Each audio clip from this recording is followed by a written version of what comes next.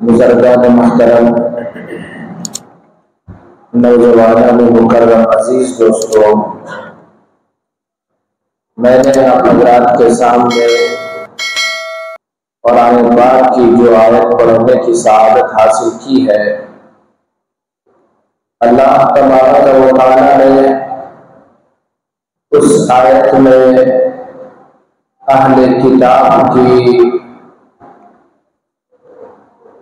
اہل کتاب کا تذکرہ کیا۔ اللہ نے فرمایا وہ لوگ جن کو ہم نے کتاب عطا کی ہے، الذین آتیناہم الکتاب، جن کو اللہ نے کتاب دی، آسمانی کتاب تورات، انجیل، زبور اور دوسرے آسمانی صحیفوں سے۔ اللہ نے سرفراز فرمایا، ان کے بارے میں فرمایا یعرفونہ، وہ محمد کریم صلی اللہ علیہ وسلم کو، آقا مدنی صلی اللہ علیہ وسلم کو پہچانتے ہیں، کما یعرفون ابناءہم، جیسے وہ اپنے بیٹوں کو پہچانتے ہیں، اسی طرح وہ محمد عربی صلی اللہ علیہ وسلم کو بھی پہچانتے ہیں۔ جب حضرت عبداللہ ابن سلام رضی اللہ تعالی عنہ یہودیوں کے تورات کی اور پچھلی آسمانی کتابوں کے بہت بڑے عالم تھے، انہوں نے اسلام قبول کیا۔ حضرت عمر رضی اللہ عنہ نے ان سے اس آیت کے بارے میں پوچھا کہ یہ جو اللہ کہتا ہے الذین آتیناہم الکتاب یعرفونہ کما یعرفون ابناءہم، کہ تورات والے، انجیل والے، آسمانی کتاب والے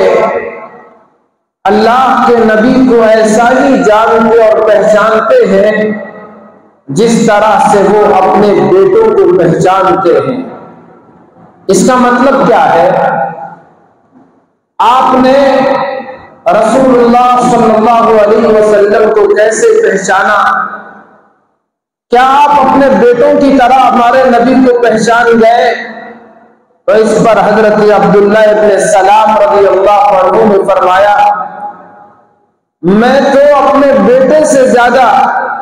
جیسے ہی رسول اللہ صلی اللہ علیہ وسلم کو دیکھا،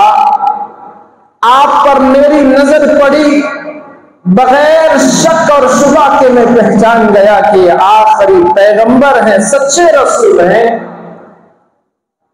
بیٹے کے بارے میں اس وقت ہی معلوم ہوگا کہ یہ کس کا بیٹا ہے جب تک عورت نہ بتا دے۔ عورت بتائے تو پتا چلتا ہے کہ یہ فلاں کا بیٹا ہے، لیکن اللہ تبارک و تعالیٰ نے آپ کے صفات کو، آپ کی خصوصیتوں کو، آپ کے چہرے انور کو اور آپ کے ساتھیوں کے ذکر کو، آپ کے پیدا ہونے کی جگہ کو، ہجرت کرنے کی جگہ کو اور آپ کی حکومت کو، ساری چیزوں کو اللہ پاک نے پہلے آسمانی کتابوں میں ذکر کر دیا۔ ان کو دیکھ کر، ان کو پڑھ کر میں نے جیسے ہی رسول اللہ کا چہرہ دیکھا تو پہچان گیا کہ یہی آخری پیغمبر۔ دو یہودی، ایک عورت ایک مرد، رسول اللہ صلی اللہ علیہ وسلم کی خدمت میں ان دونوں کو لایا گیا۔ زنا انہوں نے کیا تھا، زانی مرد اور زانیہ مزنیہ عورت۔ فیصلہ کرنے کے لیے لایا گیا تھا سزا کے بارے میں کہ ان کو کیا سزا دی جائے۔ اللہ کے نبی نے ان سے پوچھا، بتاؤ تورات اس کے بارے میں کیا کہتی ہے؟ تو انہوں نے اپنے علماء کی بات کہی کہ ہمارے علماء نے یہ تجویز پیش کی ہے کہ جو کوئی زنا کرے گا، مرد یا عورت، اس کے چہرے پر سیاہی پوت دی جائے، اس کے چہرے کو کالا کر دیا جائے اور اس کو گدھے پر الٹا سوار کر کے اس کی رسوائی کی جائے۔ اللہ کے نبی علیہ السلام نے یہ جو ان سے گفتگو کی، حضرت عبداللہ ابن سلام رضی اللہ عنہ، جیسے میں نے عرض کیا پہلے یہودیوں کے بہت بڑے عالم تھے، وہ موجود تھے، انہوں نے ان سے کہا یا رسول اللہ ادعوہم یا رسول اللہ بالتورات، آپ ان سے تورات منگوائیں، ان سے کہیں کہ تورات لے کر آئیں۔ یہ گئے، تورات لائی گئی، رسول اکرم صلی اللہ علیہ وسلم کے سامنے رکھ کر ان کا ایک عالم پڑھنے لگا، اپنا ہاتھ اس جگہ پر رکھ دیا جہاں زانیوں کی سزا سنسار کا حکم تھا، رجم کرنے کا حکم تھا۔ جیسے اسلام میں یہ حکم ہے کہ کسی شادی شدہ مرد عورت نے زنا کیا تو اس کی سزا یہ ہے کہ ان کو پتھروں سے مار کر ختم کر دیا جائے، تو اس نے اس جگہ پر اپنا ہاتھ رکھ دیا، آیت کا پہلا حصہ پڑھا اور اس کے بعد کا حصہ پڑھا، لیکن جو درمیان کا حصہ تھا اس نے چھپا دیا، اس کو ظاہر ہونے نہ دیا۔ حضرت عبداللہ ابن سلام رضی اللہ عنہ نے فرمایا یا رسول اللہ ان سے کہیں کہ ہاتھ اٹھائیں۔ جب وہ یہودی عالم اپنا ہاتھ وہاں سے اٹھایا تو رجم کی آیت، سنسار کرنے کا حکم، تورات میں بھی وہی حکم تھا جو اسلام نے حکم دیا ہے۔ اگر زنا کو، بدکاری کو روکنا چاہتے ہیں تو اس کی کڑی سے کڑی سزا جو اسلام نے مقرر کی ہے اگر وہ لاگو ہو جائے تو کوئی ظالم زنا کرنے کے لیے آمادہ نہیں ہو سکتا، ہمت نہیں کر پائے گا۔ ہماری سزائیں، ہماری عدالتیں ظالموں کا اگر در پردہ ان کو ڈھیل دے کر ساتھ دیتی ہے تو پھر ظلم کو تو بڑھنا ہی ہے، جور کو تو زیادہ ہونا ہی ہے۔ اس طرح کی بدکاریاں، بے راہ رویاں وہ تو عام ہونی ہے۔ اگر فوراً فیصلے صادر ہو جائیں، سخت سے سخت سزا جیسے اسلام نے متعین کی ہے اگر اس کو مقرر کر دیا جائے تو پھر کسی کی ہمت نہ ہو سکے گی برائی کرنے کی، وہ سوچ بھی نہیں سکتا۔ تو اس ظالم نے اپنا ہاتھ اس پر رکھ دیا۔ حضرت عبداللہ ابن سلام کے کہنے پر جب وہ ہٹایا گیا تو رجم کی آیت، سنسار کرنے کا حکم اس میں ملا۔ پھر اس کے بعد میں رسول اللہ نے دونوں کو وہی سزا سنائی، سنسار کرنے کی۔ اس واقعے سے، اس کو امام بخاری رحمۃ اللہ علیہ نے اپنی کتاب صحیح بخاری میں نقل کیا۔ اس واقعے سے مقصد یہ ہے کہ یہ یہودی جانتے تھے کہ رسول اللہ کو، چونکہ وہ عبرانی زبان میں تورات لکھی ہوئی تھی، رسول اللہ کو پڑھنا نہیں آتا، آپ امی تھے۔ رسول اللہ کی جو صفت ہے امی ہونا، وہ اہل کتاب جانتے تھے۔ اگر ان کو یہ معلوم ہوتا کہ رسول اللہ امی نہیں ہے تو وہ اس کو چھپا کر آگے پیچھے کا کیوں پڑھتے، خود وہ کیوں پڑھتے، رسول اللہ صلی اللہ علیہ وسلم پڑھ کر اس کو سناتے۔ عرض کرنا یہ ہے یہودی جانتے تھے کہ رسول اللہ صلی اللہ علیہ وسلم امی ہے۔ آپ نے دنیا میں کسی کے سامنے بیٹھ کر پڑھنا اور لکھنا نہیں سیکھا تھا، کوئی آپ کا استاد نہیں تھا۔ یہ بات اچھی طرح یاد رکھیں، اگر ہم میں سے کوئی ان پڑھ ہے، میں ان پڑھ ہوں، یہ میرے لیے عیب ہے۔ اگر آپ میں سے کوئی پڑھا لکھا نہیں ہے تو یہ ہم سب کے لیے عیب ہے، لیکن رسول اللہ صلی اللہ علیہ وسلم کے لیے یہ عیب نہیں بلکہ یہ آپ کی شان ہے کہ جس نے دنیا میں کسی کے سامنے لکھنا پڑھنا نہیں سیکھا، کوئی آپ کا استاد نہیں، وہ آسمانوں کی خبر دینے والا ہے، کوئی آپ کا استاد نہیں، ایسے اچھے اخلاق کا پیکر ہے، کوئی آپ کا استاد نہیں، پھر بھی آپ جرأت کے عظیم پہاڑ ہیں، آپ کا کوئی استاد نہیں، سب سے زیادہ سخاوت کرنے والے آپ ہیں، آپ کا کوئی استاد نہیں، صلہ رحمی کی تعلیم دینے والے آپ ہیں، آپ کا کوئی استاد نہیں، ماں باپ کی قدر و قیمت بتانے والے آپ ہیں، آپ کا کوئی استاد نہیں، آپ نے جو قرآن دنیا کے سامنے پیش کیا، اللہ کی طرف سے پیش کیا، رہتی دنیا تک قرآن چیلنج کر رہا ہے کہ تم تو پڑھے لکھے ہو، لاؤ اس جیسا قرآن، اس جیسی صورتیں، اس جیسی آیتیں۔ یہ اللہ کے نبی کا معجزہ ہے کہ امی ہوتے ہوئے اللہ کے کلام کو آپ نے پیش کیا۔ مطلب مجھے عرض کرنا یہ ہے، وہ جانتے تھے کہ آپ امی ہیں، آپ کے اوصاف میں سے ایک صفت آپ کا امی ہونا بھی ہے، تو اس لیے انہوں نے تورات کو پڑھ کر آگے پیچھے انہوں نے پڑھا، درمیان کا چھوڑ دیا۔ اس طرح سے وہ لوگوں کو دھوکہ دیا کرتے تھے۔ اللہ کی کتاب تورات کے حکموں کو بدل کر انہوں نے رکھ دیا۔ جیسا ان کے پاس پیسہ آتا، وہ پیسے کے بدلے اللہ کی کتاب میں ذکر کردہ حکموں کو بدل کر لوگوں کے سامنے پیش کرتے، آیتوں کا مطلب غلط بیان کرتے، ترجمانی غلط کرتے، مسائل غلط کر بیان کرتے۔ بہرحال اللہ کے نبی نے ان کو تورات میں جو مذکور تھا اسی کے مطابق ان کو رجم کرنے کی جو سزا تھی اس کو سنائی گئی۔ مسجد نبوی کے قریب میں جو بلاط نامی صحن جگہ، پتھریلی جگہ جو وہاں موجود تھی، وہاں ان دونوں کو اس وقت رجم کر دیا گیا، سنسار کر دیا گیا۔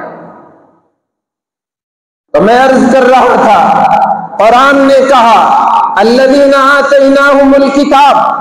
جن کو ہم نے کتاب سے نوازا، یعرفونہ، وہ میرے محبوب کو پہچانتے ہیں، کما یعرفون ابناءہم، جیسے وہ اپنے بیٹوں کو پہچانتے ہیں۔ جس طرح سے ان کے بیٹے ان کو تمام لاکھوں کے مجمع میں بھی اگر ان کا بیٹا دکھ جائے تو وہ پہچان لیتے ہیں، اسی طرح یہود اللہ کے نبی کو پہچانتے تھے کہ یہی آخری نبی ہیں، یہی سچے رسول ہیں، یہی خاتم النبیین ہیں، چونکہ اتنے اوصاف و کمالات ان کی پچھلی آسمانی کتابوں میں اللہ نے بیان کیا۔ رسول اللہ صلی اللہ علیہ وسلم نے مختلف مقامات پر اپنے خطوط بھیجے، قاصدوں کو روانہ فرمایا تاکہ یہ قاصد جائیں،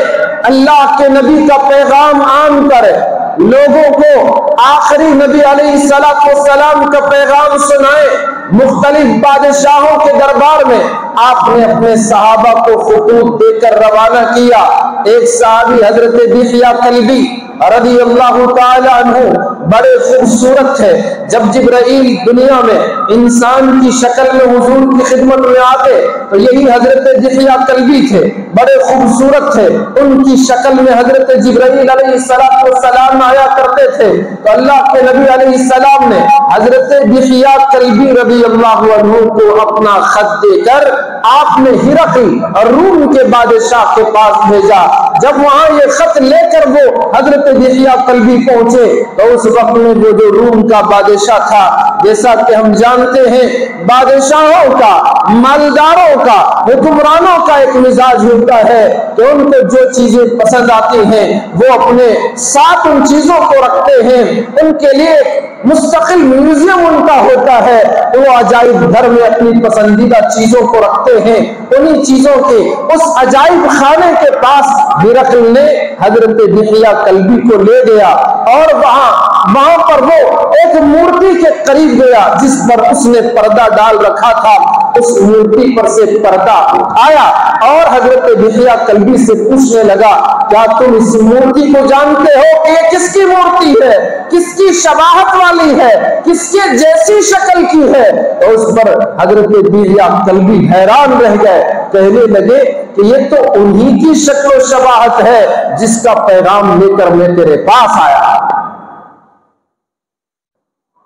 جنہوں نے یہ خط دیا صاحب خط کی یہ شکل و صورت ہے۔ پھر وہ آگے بڑھا، ایک دوسری مورتی سے پردہ ہٹایا، پوچھا کیا تم ان کو جانتے ہو؟ تو وہ کہنے لگے یہ محمد الرسول اللہ کے ساتھی حضرت ابو بکر کی تصویر ہے۔ تیسری مورتی کے پاس گیا، اس کے نقاب کشائی کی، پوچھا ان کو جانتے ہو؟ کہنے لگا کہ یہ محمد کے صلی اللہ علیہ وسلم کے دوسرے ساتھی حضرت عمر کی تصویر ہے۔ بڑا تعجب ہوا، تو اس پر حضرت دحیہ کلبی نے ہرقل بادشاہ سے پوچھا تم تو اتنی دور ہو، فاصلے پر ہو، اس وقت وہ سپر پاور تھے،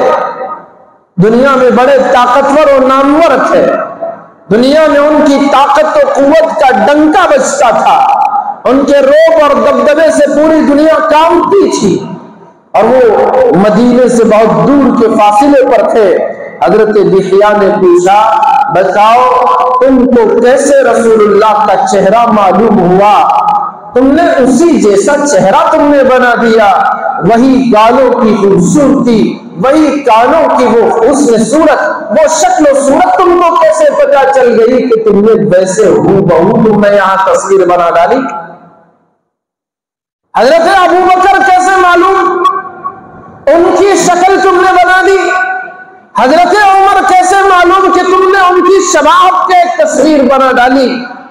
کیسے کمال کے تمہارے مصور ہیں۔ پچھلے امتوں میں تصویر بنانا تو حرام نہیں تھا، لیکن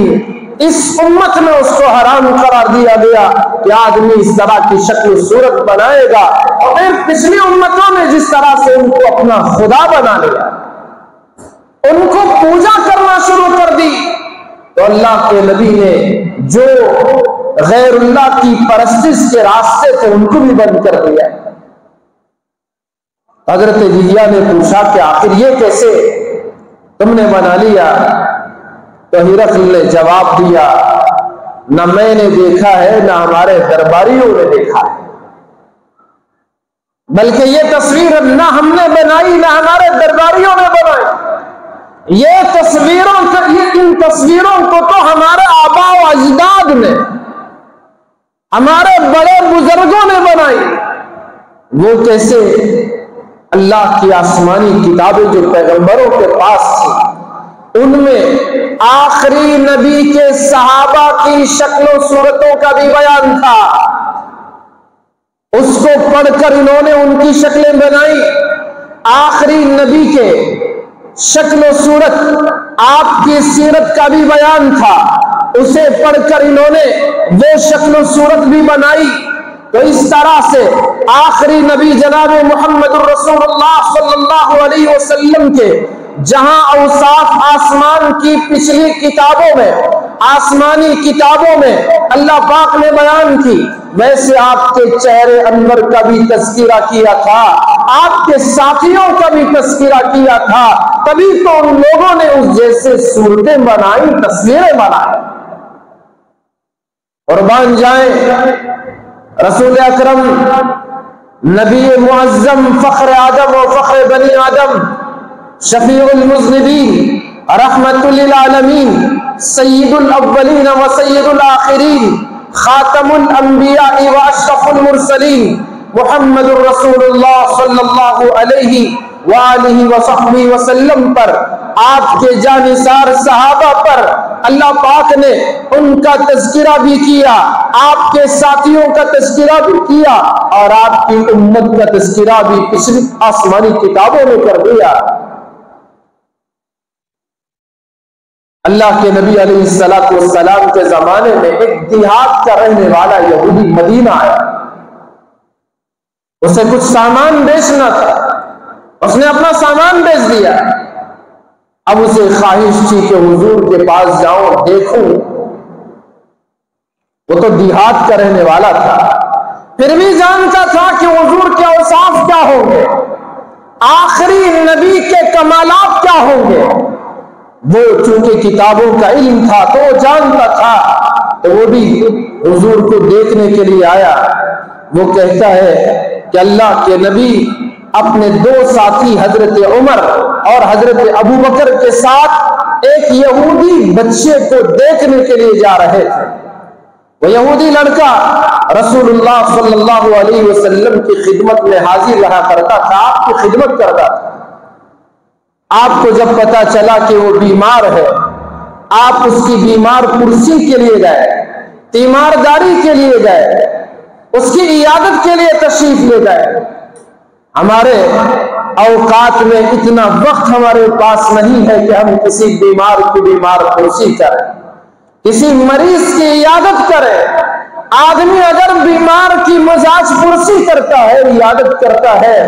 اللہ کی رحمت جوش میں آتی ہے کہ میرا بندہ بیمار ہے، ایک دوسرا بندہ اس بیمار کی عیادت کے لیے پہنچا ہوا ہے، اس کو دیکھنے کے لیے آیا ہے، خیریت دریافت کرنے کے لیے آیا ہے۔ اے میرے فرشتوں، فرشتے حالانکہ نورانی مخلوق ہیں، ہمارے آدمیوں میں، ہم میں، انسانوں میں اگر کوئی بیمار ہے، پریشان حال ہے، ہم لوگوں سے دعاؤں کی درخواست کرتے ہیں کہ حضرت دعا فرمائیے، آپ دعا کر دیجئے، فلاں سے دعا کی درخواست کر دیجئے۔ اس طرح سے دعاؤں کی درخواست کرنے کا معمول بھی ہے، کیوں؟ دعاؤں سے اللہ کی طرف سے فیصلے آتے ہیں، اللہ کی طرف سے رحمت کے متوجہ ہونے کا ذریعہ ہے۔ دعا عبادت کی اصل اور مغز ہے، اس لیے ہم میں سے ہر کسی کی خواہش ہوتی ہے کہ لوگوں سے دعاؤں کی درخواست کرے، نیک لوگوں سے دعاؤں کی درخواست کرے۔ اللہ تبارک و تعالیٰ کا بندہ جب بیمار ہوتا ہے، اس بیمار کی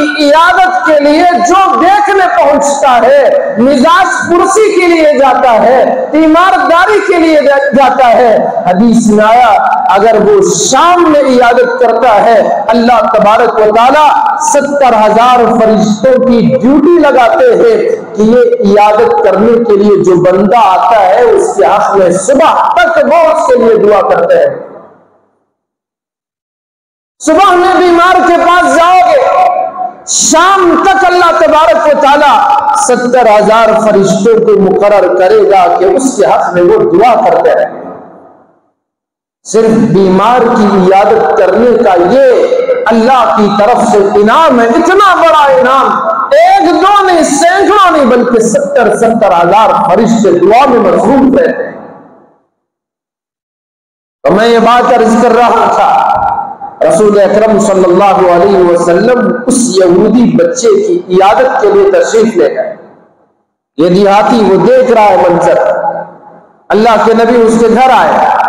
دیکھا وہ اپنی زندگی کے آخری لمحے گزار رہا ہے، آخری سانسیں اس کی ہیں، اس کے سر کے پاس اس کا باپ بیٹھا ہوا، وہ تورات پڑھ رہا تھا۔ اللہ کے نبی علیہ السلام نے اس یہودی باپ سے پوچھا،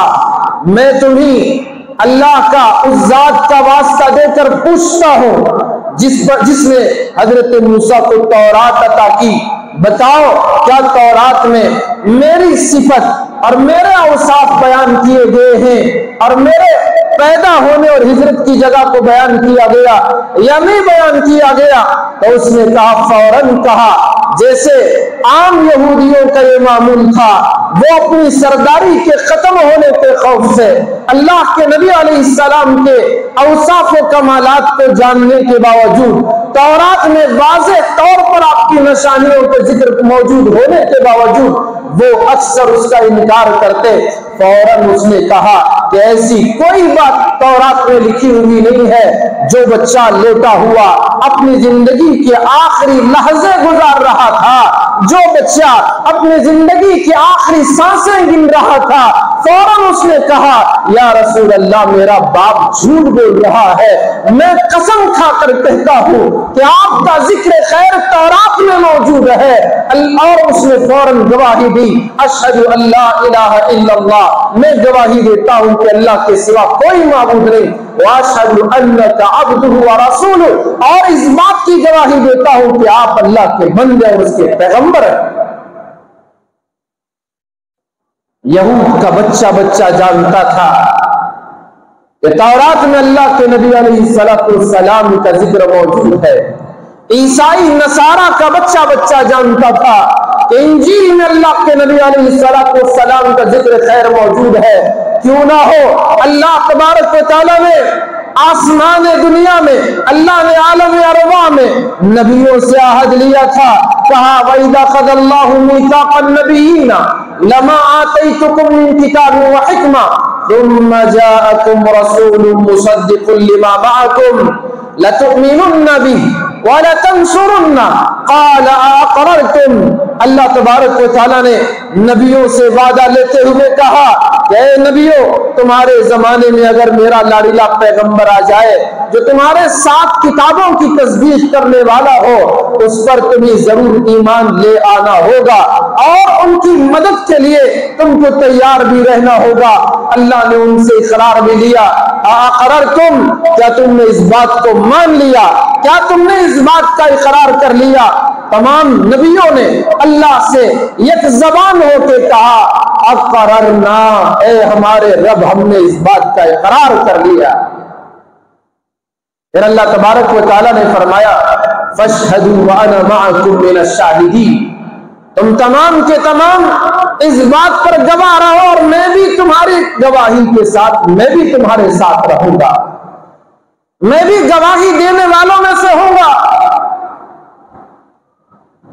تو اللہ نے تمام نبیوں سے وعدہ لیا تھا اور یہ بھی وعدہ لیا کہ ہر نبی اپنی امت کو میرے آخری پیغمبر کی نشانیاں بتائے گا، ان کے بارے میں لوگوں کے سامنے بیان کرے گا۔ تو جس طرح سے آج ہمارے نبی کا ذکر خیر ہو رہا ہے، ہمارے نبی کا تذکرہ ہوتا ہے، ہر زمانے میں ہمارے نبی کا تذکرہ کیا، تذکرہ کرنے والا عالم ارواح میں اللہ رب العالمین ہے۔ آدم کے زمانے میں آدم نے اپنے بیٹوں کے سامنے کیا اور اس میں سے جو نبی بنے انہوں نے اپنی امت کے سامنے بیان کیا۔ ہر زمانے میں نبیوں رسولوں نے ہمارے نبی کی تعریف اور توصیف اپنی امت کے سامنے کیا ہے۔ یہ اللہ کا قرآن کہہ رہا ہے، قرآن کی تفسیروں میں جو لکھا ہوا ہے اس کے مطابق تمام نبیوں نے اپنے اپنے زمانے میں رسول رب العالمین رحمت للعالمین صلی اللہ علیہ وسلم کا ذکر خیر کیا، آپ کی سیرت کو بیان کیا، آپ کے شکل و صورت کو بیان کیا۔ اس طرح سے ہر زمانے میں پیارے نبی علیہ السلام کا ذکر خیر ہوتا رہا، ہر کوئی جانتا تھا۔ اسی لیے قرآن میں اللہ تبارک و تعالیٰ نے فرمایا الذین یعرفونہ، یہ اہل کتاب الذین آتیناہم الکتاب یعرفونہ کما یعرفون ابناءہم، یہ اہل کتاب میرے محبوب کو ایسے ہی پہچانتے ہیں جیسے اپنے بیٹوں کو پہچانتے ہیں۔ کروڑوں کے مجمع میں بیٹے کو پہچان سکتا ہے انسان، پوری دنیا کے تمام انسانوں میں اہل کتاب کو اتنی نشانیاں بتا دی گئی کہ وہ دیکھتے ہی پہچان سکتے تھے کہ یہ آخری پیغمبر جناب محمد الرسول اللہ صلی اللہ علیہ وسلم ہے۔ افسوس کے ساتھ کہنا پڑ رہا ہے اہل کتاب پہچانتے تھے، نصارہ پہچانتے تھے، یہود پہچانتے تھے، پچھلے تمام رسول پہچانتے تھے، ان کی امتیں پہچانتی تھی۔ آج اگر کوئی نہیں پہچان رہا ہے تو آپ کا امتی کہلانے والا حقیقی معنی میں اپنے محبوب کو نہیں پہچانتا، اپنے نبی کو نہیں جانتا۔ وہ پہچانتے تھے اور چپ رہ جاتے، اپنی پہچان کو چھپاتے تھے۔ ہم تو نبی کے دیوانے ہیں، مستانے ہیں، نبی علیہ السلام کا کلمہ پڑھنے والے ہیں، آپ کو اللہ کا نبی بلکہ آخری نبی ماننے والے ہیں۔ باوجود اس کے صرف جان لینا ہی کافی ہوتا، پہچان لینا ہی کافی ہوتا۔ یہودیوں کے لیے جہنم کا اعلان نہ ہوتا، منافقوں کے لیے جہنم نہ ہوتی، نصارہ کے لیے جہنم نہ ہوتی، مشرکین کے لیے جہنم نہ ہوتی، کیونکہ وہ بھی رسول کو پہچانتے تھے۔ ہم بھی پہچان لیں اور اسی پر بس کر لیں تو اس سے کوئی کام نہیں ہو پائے گا۔ وہ بھی پہچانتے لیکن ایمان انہوں نے نہیں قبول کیا۔ ہم پہچانتے ہیں، ہمارا ایمان بھی ہے، اس سے آگے بڑھ کر پہچان کی صحیح معرفت اس وقت ہوگی جبکہ ہم صحیح معنوں میں اللہ کے نبی علیہ السلام کی تعلیمات کو اپنانے والے ہیں، ان کے ہدایات پر چلنے والے ہوں گے، ان کے بتائے ہوئے راستے پر چلنے والے ہوں گے۔ انہوں نے جو ارشاد فرمایا، زندگی گزارنے کا جو طریقہ بتایا، جو سلیقہ بتایا، اس سلیقے پر زندگی گزاریں گے تو حقیقی معنوں میں ہم اللہ کے نبی کے ماننے والے ہوں گے۔ آپ کی اتباع کرنے والے ہوں گے۔ قرآن مجید میں ایک دوسری جگہ اللہ پاک نے فرمایا الذین یتبعون الرسول النبی الأمی الذین یجدونہ مکتوبا عندہم فی التوراۃ والانجیل۔ اللہ پاک نے جو رسول اللہ کے اوصاف اہل کتاب کے لیے پچھلی آسمانی کتابوں میں بیان فرمائے، اس سے متعلق فرمایا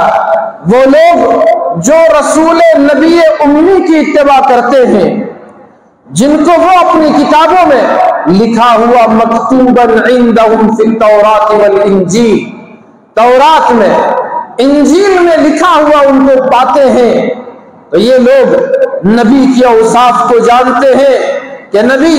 انہیں یأمرہم بالمعروف، ان کو نیکی کا حکم دیتے ہیں، وینہاہم عن المنکر،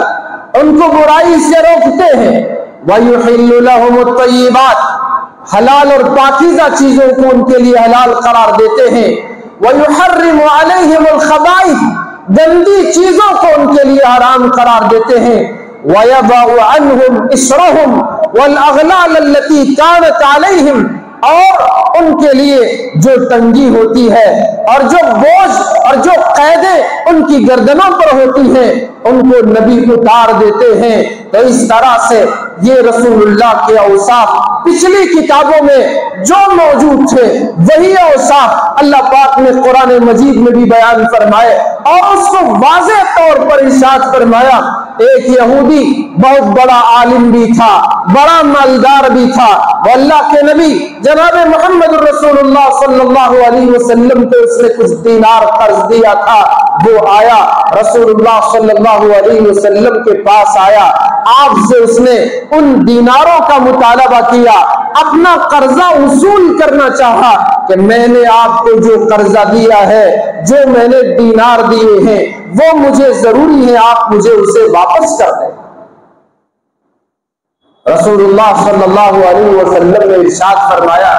کہ میرے پاس تو اس وقت وہ دینار موجود نہیں کہ میں آپ کو واپس کر دوں۔ تو اس یہودی نے آپ سے وہ کہنے لگا کہ میں تو اس وقت تک آپ کو نہیں چھوڑوں گا جب تک کہ آپ میرا قرض واپس نہ کر دیں۔ اللہ کے نبی علیہ السلام نے ارشاد فرمایا اگر تمہاری بات یہی ہے تو میں تمہارے ساتھ بیٹھ جاؤں گا اور تم سے جدا نہ ہوں گا جب تک کہ تمہارا قرضہ میں تم کو واپس نہ کر دوں۔ ہم ہوتے کتنی باتیں سناتے، کتنے سخت الفاظ اور سخت لہجہ ہمارا ہوتا، چہرے کا رنگ بدل جاتا، چہرے کا تیور بدل جاتا، اور یہاں رسول اکرم کی مبارک ہستی ہے، آقا علیہ السلام سے وہ مطالبہ کر رہا ہے۔ آپ کے پاس اور آپ کے ساتھیوں کے پاس بھی اس وقت میں ایسی حالت نہیں تھی کہ وہ قرضہ ادا کر دیا جائے، تو اس یہودی نے عالم ہونے کے باوجود اور بڑا مالدار بھی تھا، اپنے دینار کا مطالبہ کرنے کے لیے ضد پر آ گیا۔ اللہ کے نبی علیہ السلام نے فرمایا ٹھیک ہے میں تمہارے ساتھ رہوں گا۔ حدیث میں آیا آقا علیہ السلام سے صبح کے وقت میں جو اس نے مطالبہ کیا، سورج ڈھلا، ظہر کی نماز کا وقت آیا، آپ نے اسی جگہ پر ظہر کی نماز پڑھی اور وہیں بیٹھے رہے۔ پھر عصر کا وقت آیا، آپ وہیں نماز عصر بھی ادا فرمائی۔ وہ یہودی آپ کے پیچھے لگا ہوا تھا۔ پھر سورج غروب ہو گیا، آپ نے نماز مغرب بھی وہیں ادا فرمائی، یہودی آپ کے پیچھے لگا ہوا تھا۔ عشاء کا وقت آیا، آپ نے عشاء کی نماز بھی وہیں پڑھی۔ صحابہ اکرام آتے جاتے دیکھتے تھے کہ ایک یہودی بڑا ظلم کر رہا ہے، ہمارے نبی کو اس نے روک رکھا ہے، ہمارے نبی کو اپنا پابند بنائے ہوئے ہے، اس نے روک لیا ہے۔ ایک قرضے کے سلسلے میں صحابہ کو بڑا غصہ آ رہا تھا، وہ ترچھی نظروں سے اس کی طرف دیکھتے تھے، اسے گھور کر دیکھتے تھے۔ اللہ کے نبی نے دیکھ لیا کہ صحابہ اس کو ڈرا رہے ہیں، دھمکا رہے ہیں اور اسے اشاروں میں کہہ رہے ہیں کہ ہم تجھ کو اٹھا کر پھینک دیں گے، تیرا قتل کر دیں گے، تجھے مار دیں گے، تو اللہ کے نبی کو روتے ہوئے ہے، تو ہوتا کون ہے؟ تو اس طرح سے نبی نے جب یہ دیکھا صحابہ سے ناراضگی کا اظہار کیا۔ آپ نے ارشاد فرمایا کیا تم نہیں جانتے کہ اللہ نے مجھے کسی پر زیادتی کرنے کے لیے بھیجا نہیں ہے؟ اللہ کے نبی نے فرمایا چاہے وہ ذمہ ہو، ذمہ کا مطلب جس سے معاہدہ کیا گیا ہو، یہود مدینے میں مسلمانوں سے معاہدہ کیے ہوئے تھے، آپ نے فرمایا کسی ذمہ پر بھی زیادتی کرنے سے میں اللہ نے مجھے منع کیا، یا کوئی اور کیوں نہ ہو میں اس پر زیادتی نہیں کر سکتا، تم کیوں اس طرح سے اس کے ساتھ رویہ کر رہے ہو؟ مجھے تو دینار دینے ہیں،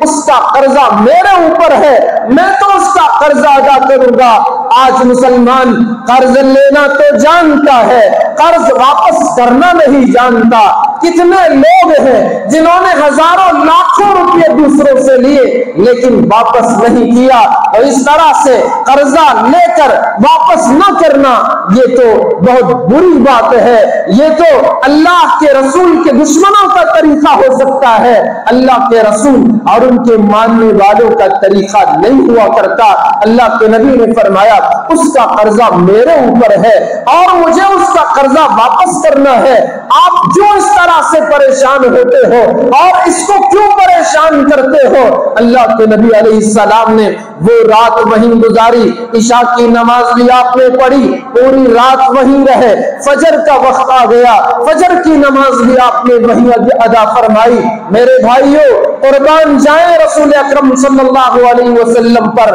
آپ اپنی بات کے کتنے پکے تھے، آپ کس طرح حسن اخلاق سے پیش آتے تھے، آپ کیسا لوگوں کو عفو و درگزر کی تعلیم دینے والے تھے۔ یہودی تو یہاں ظالمانہ طریقہ اپنایا ہوا ہے، وہ وقت دے کر بھیج بھی سکتا تھا کہ اب نہیں ہے، ٹھیک ہے کل دے دو، پرسوں دے دو، ایک ہفتہ بعد دے دو، لیکن ظالم نے ان کو نہیں چھوڑا، وہ رکائے ہوئے تھا۔ اللہ کے نبی نے صحابہ کو بھی منع کر دیا کہ آپ اس کے ساتھ کوئی زیادتی نہیں کر سکو گے۔ فجر کی نماز بھی ادا کر لی۔ حدیث میں آتا ہے جب دن کا اجالا پھیلنے لگا، جب روشنی پھیلنے لگی، اس وقت وہ یہودی کہنے لگا، اور جو صحابہ اس وقت موجود تھے ان سے خطاب کر کے کہنے لگا اللہ کی قسم میرا مقصد تمہارے نبی کو تکلیف دینا نہیں تھا، آپ کو پریشان کرنا مقصد نہیں تھا، بلکہ میں نے پچھلی آسمانی کتابوں میں آخری نبی کی علامتیں پڑھی ہوئی تھی،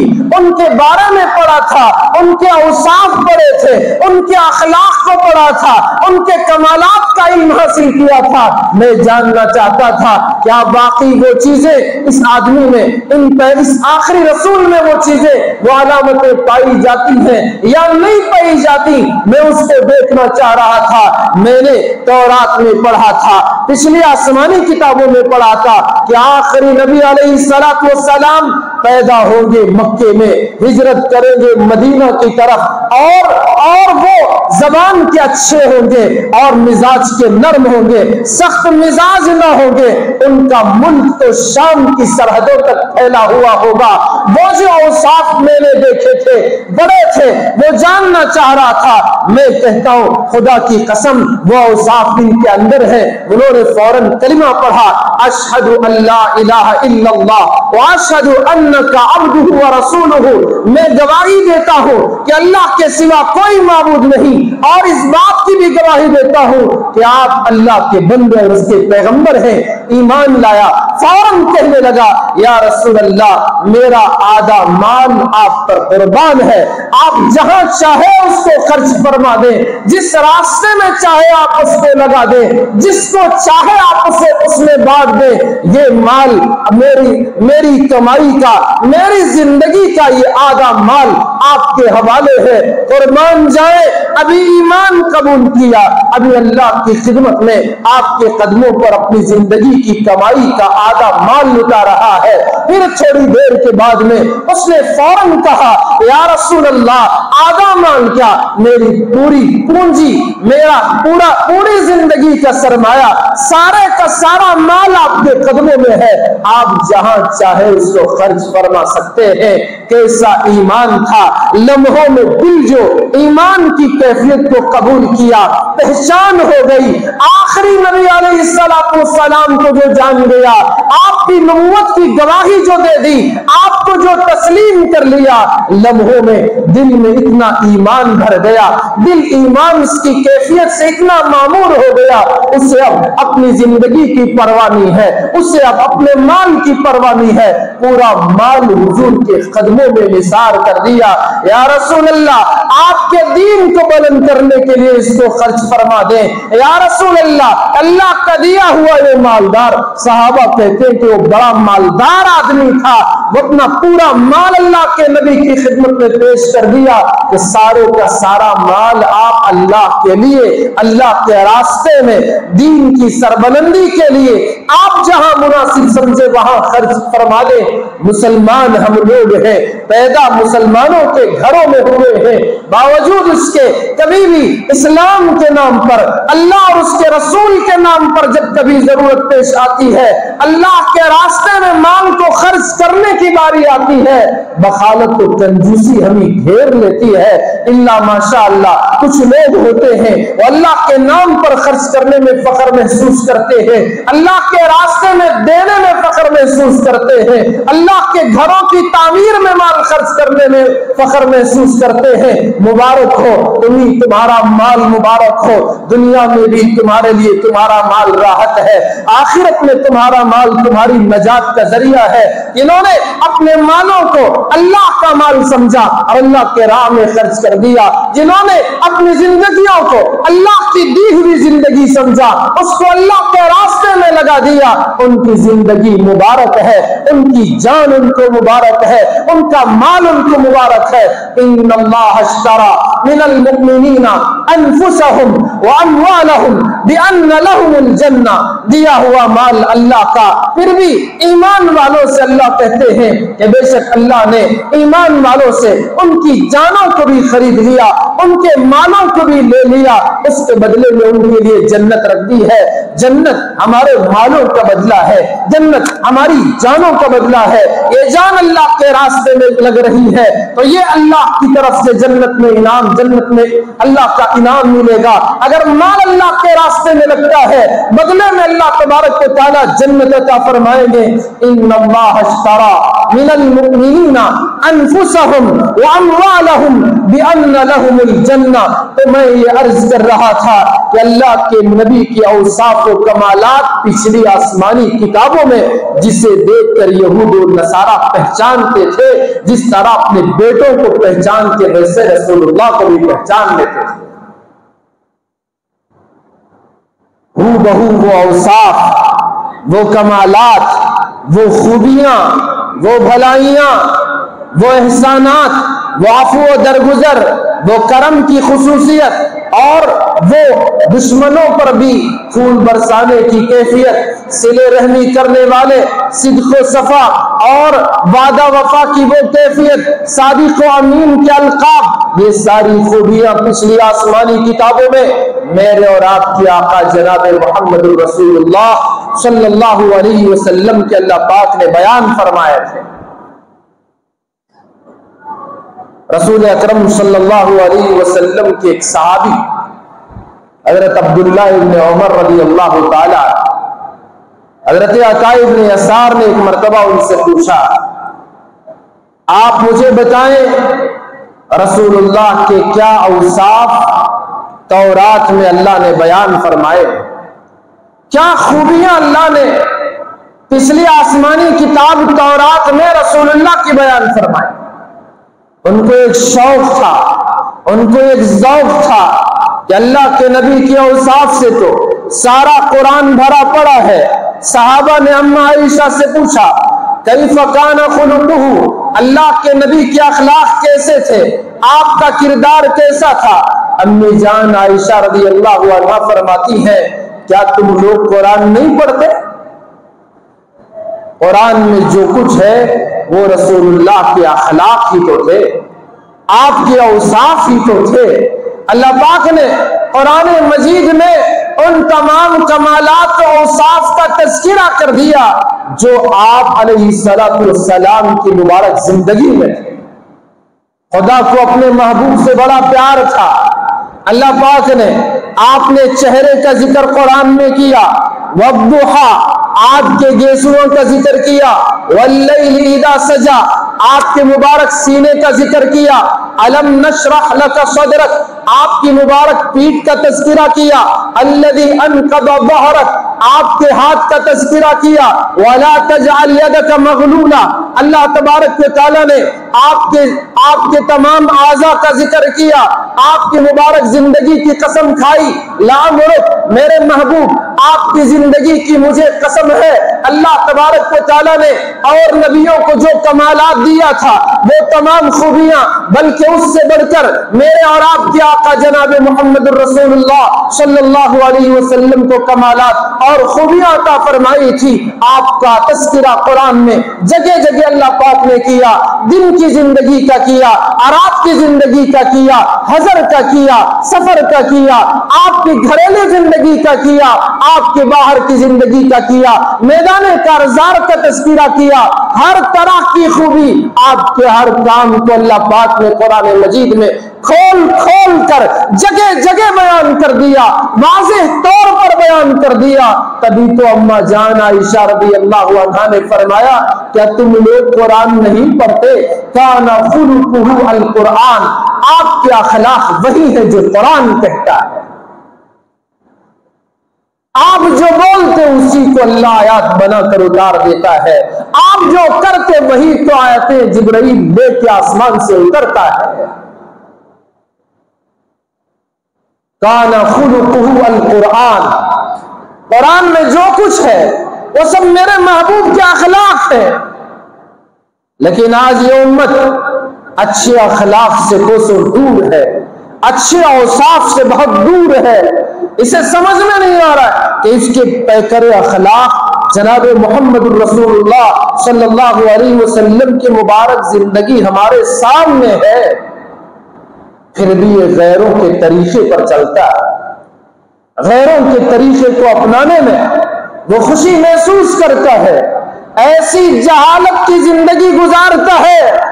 ایسی بدبختی کی زندگی گزارتا ہے، ہمارے کسی کام سے لگتا بھی نہیں ہے کہ ہم نبی کے امتی ہیں، ہم مسلمان ہیں۔ نام مسلمان رکھ لینے سے کام نہیں چلے گا، کام بھی تو مسلمان کا ہونا چاہیے، اخلاق بھی تو مسلمان کے ہونے چاہیے۔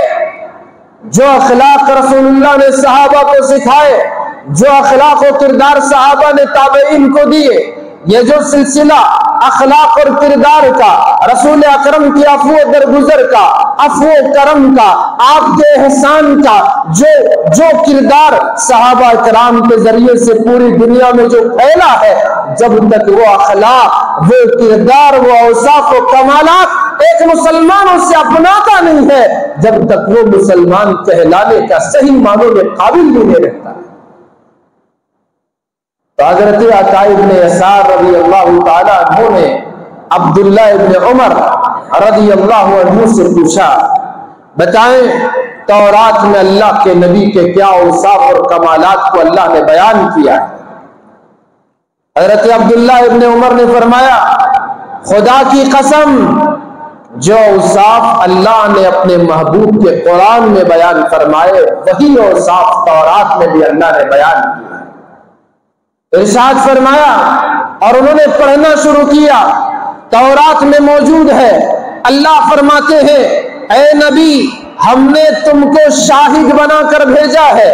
اے نبی ہم نے تم کو مبشر بنا کر بھیجا ہے، اے نبی ہم نے تم کو نذیر بنا کر بھیجا ہے، اے نبی ہم نے تم کو ان امیوں پر، ان ان پڑھوں پر نگہبان بنا کر بھیجا ہے۔ یہی تو قرآن بھی کہتا ہے، یا ایھا النبی انا ارسلناک شاہدا ومبشرا ونذيرا وداعيا الى اللہ باذنہ وسراجا منیرا. یہی اوصاف تورات میں بھی اللہ پاک نے بیان فرمائے. آگے حضرت عبداللہ ابن عمر نے بیان کیا اللہ اپنے محبوب سے اللہ اپنے آخری نبی کے بارے میں تورات میں یوں کہتا ہے کہ اے نبی آپ میرے بندے بھی ہیں, آپ میرے پیغمبر بھی ہیں, میں نے آپ کو جو چیزیں عطا فرمائی ہیں جس طرح سے اوصاف اللہ پاک نے اس تورات میں بیان کیے. حضرت عبداللہ ابن عمر نے ان کا ذکر کرتے ہوئے بیان کیا کہ آپ نہ سخت مزاج ہوں گے اور نہ ہی زبان کے برے ہوں گے, آپ برائی کو برائی سے ختم کرنے والے نہیں بلکہ آپ معاف کرنے والے, آپ احسان کرنے والے ہوں گے. جو اوصاف تورات میں بیان ہوئے ہیں وہی اوصاف قرآن میں بھی اللہ پاک نے بیان فرمائے. یہی اسی وجہ سے تو یہود کا بڑا بھی جانتا تھا, بچہ بچہ جانتا تھا, یہود کی عورتیں جانتی تھی رسول اللہ کو, آخری پیغمبر کو دیکھ کر حضرت عبداللہ ابن سلام نے کہہ دیا کہ مجھے کوئی شک نہ ہوا, جیسے ہی میں نے رسول اللہ کا چہرہ دیکھا میرے دل نے گواہی دی, کوئی شک اور شبہ نہ ہوا, وہ کلمہ شہادت پڑھ کر مسلمان ہو جاتے ہیں. حضرت کعب احبار رضی اللہ تعالیٰ عنہ حضور کے اوصاف جو تورات میں پڑھتے ہیں وہی اوصاف و کمالات انہوں نے حضور کی زندگی اور سیرت میں پایا, ایمان قبول کر لیتے ہیں. عبداللہ ابن سلام ایمان قبول کرتے ہیں, یہ یہود کے بڑے بڑے عالموں میں شمار ہوتے ہیں. انہوں نے جیسے ہی دیکھا فوراً پہچان گئے یہ آخری نبی ہے, آخری رسول ہے, خاتم النبیین ہے, خاتم المرسلین ہے. لیکن اگر کوئی ہے اس زمانے میں بدبخت ہے تو نبی کا غلام ہے, وہ اللہ کے نبی کو نہیں جانتا, نہیں پہچانتا, آپ کی سیرت کو نہیں جانتا اور نہ جاننا چاہتا ہے, نہ اوصاف و کمالات کو جاننا چاہتا ہے, نہ آپ کے کردار کو پہچاننا چاہتا ہے. اور اللہ کے بندو ہمارے نبی علیہ السلام کی جو سیرت ہے, آپ کے جو اوصاف ہیں, آپ کے جو کمالات و اخلاق ہیں, تبھی تو ایک عیسائی مصنف نے 100 عظیم آدمی نام سے کتاب لکھی تھی. وہ تو مذہباً عیسائی تھا, اسے تو مذہب عیسائی, اس عیسائیت اسے پسند تھی, تو اس کو چاہیے تھا کہ اس 100 آدمیوں کی فہرست میں جہاں اس نے بہت سارے لوگوں کی فہرست بنائی, اس فہرست میں وہ سب سے پہلے عیسیٰ علیہ السلام کا نام لکھتا, بجائے اس نے حضرت عیسیٰ کے نام لکھنے کے سب سے پہلا جو نام لکھا وہ محمد صلی اللہ علیہ وسلم کا نام لکھا. وہ جانتے ہیں آخری نبی کو, آپ کی اخلاق اور کردار کو آج کے اس زمانے کے یہود اور عیسائی بھی مجبور ہے ماننے کو. مسلمانوں ان کی تعلیمات کو ہمیں عام کرنے کی ضرورت ہے.